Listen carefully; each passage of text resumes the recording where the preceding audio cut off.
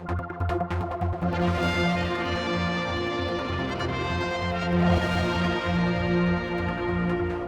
briefing today is with Health and Social Care Minister, Mr. Quayle. It's my first chance really to get an interview with you, because I haven't been here and whatever, but about Mark Charter's leaving. Because we reran the interviews, especially with what you were saying about he's the best thing since sliced bread, you've been looking for him, he was going to be the big future. I mean, obviously, once personal reasons are put out, it's tricky to do this sort of interview because we can't touch on things. We've heard things, everyone's hearing things.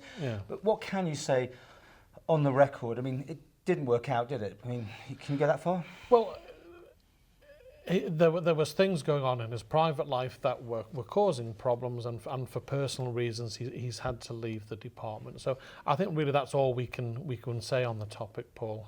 Okay, but now, at the time you were saying you had lots of people on the shortlist, some great people on the shortlist.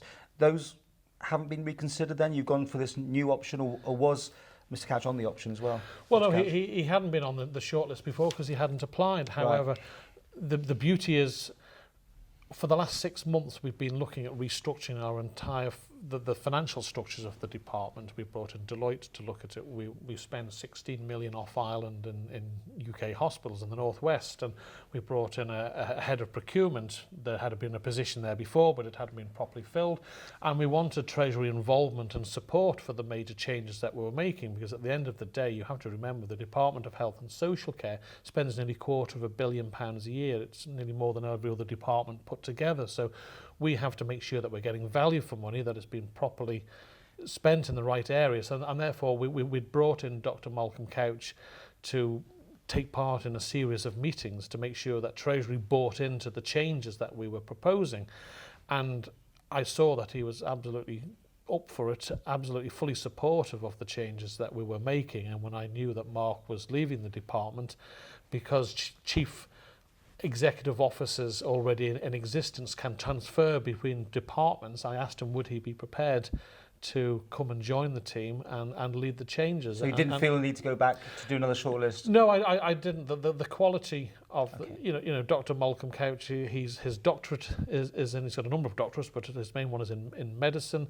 He's the chief financial officer. We are the biggest spending department in government by a long way, and his experience as the chief financial officer and working with the department closely for the last number of months left me in no doubt that we had the right person to take over from Mark. And let me try this one on you. It's been sort of suggested to me, and I'm sure you know more about this than me, that it's a way of leadership that's important. It didn't work out as well with Mr. Charter. He didn't seem to have everyone on side with him. Would you agree with that? Well, I think he's left for personal reasons. Yeah, but away from that, just his style of management, it wasn't particularly seemed to be working. Can you say that? Well, I wouldn't go along. Well, what I would say is that when you go to make radical changes to a department, I know in the first few months I wasn't very popular with some of the staff, and some of those staff have left. So he wasn't very popular.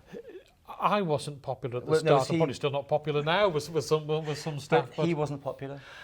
I can't really comment on that. He's gone for personal reasons, and really that's, I wish him well in his next position, and we've filled the gap with a exceptionally good officer. I've had lots of favourable feedback from the public and the business community into what an astute move that we've made in enticing Dr. Malcolm Couch. How quickly could he hit the ground running, as they say? I mean, how long will it take him to get up to speed in this? Well, obviously he's got to. It's a wide-ranging department, so there are a lot of areas that he's going to have to bring himself up to speed on. But the actual financial side of the department, which is a major part, he knows inside out. Will he have to go off to New Zealand? No, he won't have to go off to New Zealand. We were very fortunate that the Canterbury team have now come to the island twice in the last month and met with all our senior management and members of the public and on patient safety groups who represent various health charities.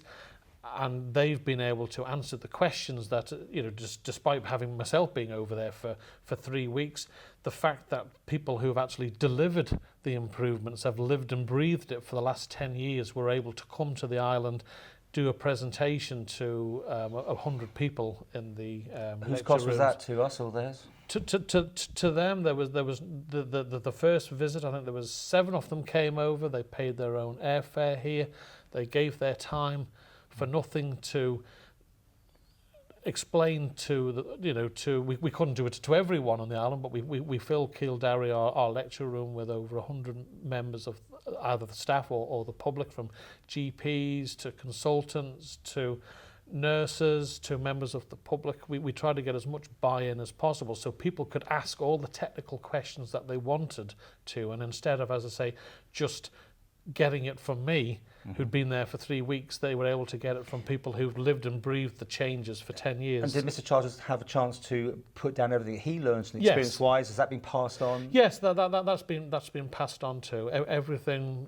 We've been working on the document which we'll be bringing out to the public. When is that coming out? It seems like some time now. Yeah, the document is nearly ready. First of all, there's an area that's got to, a protocol that's got to be followed. It goes to the Social Policy and Children's Committee first, then it goes to the Council of Ministers, then it goes to Timbled members, and then it goes out to the public. Does it get sanitised along the way, or changed, or corrected, or censored? We've got to get the buy-in. It's the department members have got to get the buy-in of other areas of government. It's significant change to the health service and social care services as we go forward. I think it's the only option. Well, there's 2 options. You do absolutely nothing. We've got rising costs.